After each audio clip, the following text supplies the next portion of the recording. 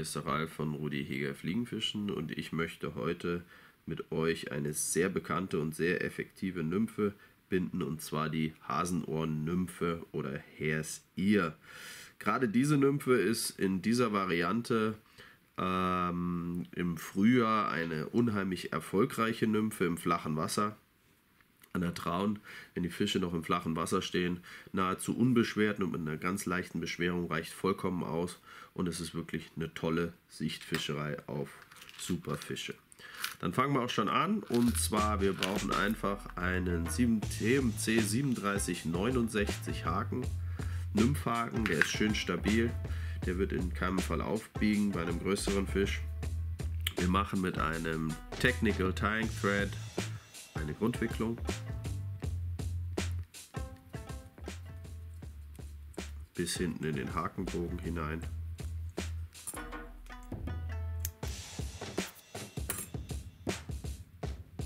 Genau. Und jetzt kommen wir auch schon zu der leichten Beschwerung. Dafür nehmen wir einfach ein Wickelblei, einen Bleidraht her, den wir dezent im vorderen Drittel des Hakens aufbringen. Den knapsen wir einfach mit den Fingernägeln ab und wird dann gleich mit dem Bindefaden gesichert. Bei diesen modernen Bindefäden, die so dünn sind und so hohe Tragkräfte haben, spielt es gar keine Rolle, ob man noch mal mehr drüber wickelt oder nicht. Insofern ist das jetzt gesichert, und das Blei kann sich auf dem Haken nicht mehr bewegen. Jetzt bin ich mit dem Bindegarn hinten in den Hakenbogen gegangen und dort forme ich jetzt einen kleinen Huppel. Und bevor ich jetzt weitermache, lackiere ich mir einmal die Grundwicklung mit dem Blei, dass wirklich auch überschüssigen Lack, nehme ich einmal mit dem Finger weg, damit sich das Blei und der moderne Bindefaden auf dem Haken auch nicht dreht. Und jetzt kommen wir genau zum Namensgeber der Nymphe. Das Hauptmaterial besteht nämlich aus den Haaren einer Hasenmaske. Die gibt es in verschiedensten Farben. In Natur, wie ich sie jetzt hier habe, in Braun, in Oliv, in Gelb, um die verschiedensten Nymphen zu imitieren oder die Hasenohrnymphe in den verschiedensten Farben zu machen. Und jetzt sind wir genau schon beim Schwänzchen einbinden, und fürs Schwänzchen braucht man ganz einfach die Haare wirklich von den Ohren, rupft man sich raus, formt sich das ein bisschen, was man dort einbinden möchte. So ein bisschen zurechtstutzen,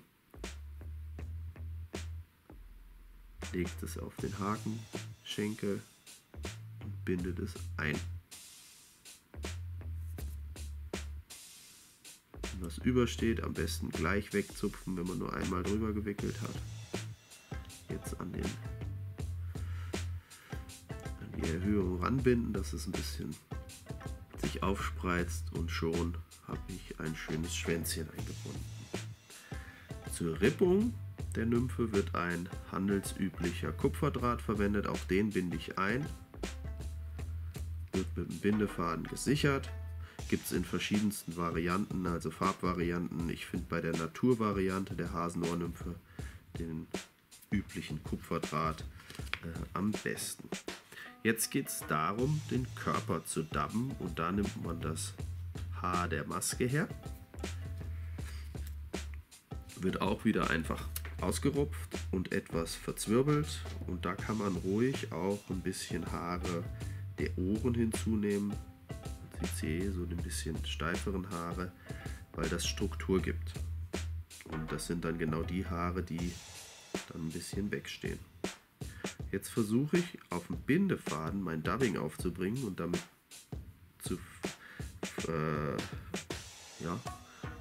das auf den Faden aufzubringen. Und vorne mache ich weniger Dubbing drauf, weil dort soll mein Körper dünn sein, und nach vorne hin, wo der Körper dann auch voluminöser werden soll,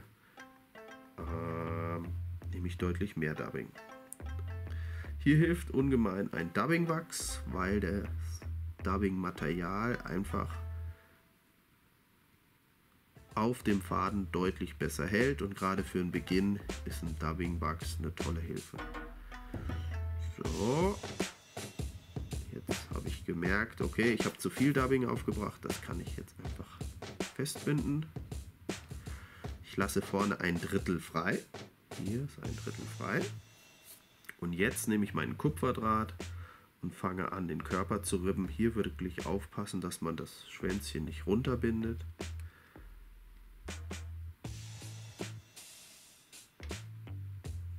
So. Sehr gut, wird gesichert. Auch mit dem Bindefaden. Und hier verwende ich gerne eine zweite alte Schere, weil wenn man Kupferdraht mit der aktuellen guten Schere schneidet, ist die ganz schnell stumpf. Also meistens braucht man sogar 3 Scheren, weil eine Schere findet man meistens am Bindetisch nicht. Genau. Und jetzt geht es darum, die Flügelscheide einzubinden, und bei einer klassischen Hare's Ear Hasenohrnymphe wird die Flügelscheide eigentlich aus Fibern von der Gänsefeder gemacht. Hier ist jetzt eine Besonderheit, weil ich es einfach mag. Das ist eine sogenannte Flashback Hare's Ear Nymphe. Und zwar nehme ich da ein bisschen schwarzes Holographic Material. Man kann auch wirklich glitzerndes nehmen, deswegen der Name Flashback. Das mag ich aber nicht, weil sie an der Traun oder im Chiemgau an den Gewässern einfach wirklich, wenn das Silber glitzend ist, dann eine zu hohe Scheuchwirkung haben. Und ein schwarzes Holographic Material ist dasselbe wert. Es ist ja grundsätzlich auch so, bevor ein Insekt dann schlüpft, verfärbt sich die Flügelscheide in der Regel schwarz. Deswegen bilde ich mir ein, das könnte ganz gut sein, und die Fänge bestätigen es, dass es eine gute Geschichte ist. Jetzt habe ich mein Flügelscheidenmaterial eingebaut, lege es nach hinten weg. Jetzt ist auch noch mal der richtige Moment, den Thoraxbereich mit eingebundenem Material zu lackieren, um der Fliege eine höhere Haltbarkeit zu geben. Und jetzt geht es darum, den Thoraxbereich, also quasi den Beinchenbereich der Nymphe, zu dubben. Und dann nehme ich auch wieder die Haare von den Ohren, sie ein bisschen raus und bringe das Material direkt auf den Faden auf. Da kann man ruhig reichlich hernehmen, weil der Thoraxbereich dann noch ausgebürstet wird. Und damit diese Haare sich dann richtig schön rausspreizen und als Beinchen dann gut aussehen. Jetzt fange ich schon an. Man sieht es wieder, ein bisschen eine Form des Dubbingstrangs. Ein bisschen mit dem Finger nach hinten streifen. Das hilft immer ein bisschen. Genau. Und jetzt nehme ich mein Flügelscheidenmaterial, führe es nach vorne. Das wird dann durch den Bindefaden zusammengeführt, zusammengepresst. Da kann man jetzt auch mal ordentlich anziehen. Genau. Und jetzt habe ich meine 3-in-1 Dubbing Brush. Hängt noch ein bisschen was drin. Und auf der Rückseite ist ein Haarfilztool, das nutze ich jetzt.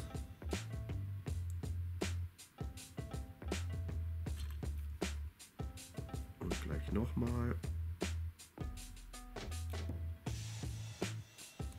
Um das Material einfach zu sichern, kann man dann anziehen. Und jetzt ist es sicher, dass man das abschneiden kann. Schön knapp abschneiden. Jetzt mache ich noch einen schönen Kopfknoten. 2-3 Wicklungen, Whip Finish.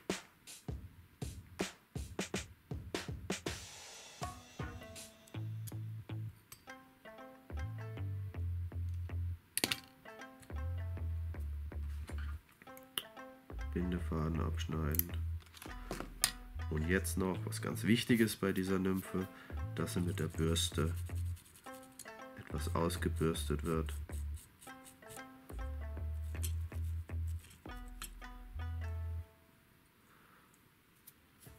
Sehr schön. Damit habt ihr eine super fängige Nymphe für flaches Wasser auf Sicht an der Traun. Später in der Saison könnt ihr die natürlich mit einem Messingkopf, Kupferkopf oder sogar mit einer Tungstenperle oder Tungsten Offbeat versehen, um tiefere Zonen zu fischen. Da ist sie genauso fängig. Ja. Ich wünsche euch viel Petri Heil. Wenn euch das gefallen hat, dann abonniert uns. Es wird in der Zukunft auch noch eine Menge mehr geben. Wir freuen uns auf euch. Danke. Ciao.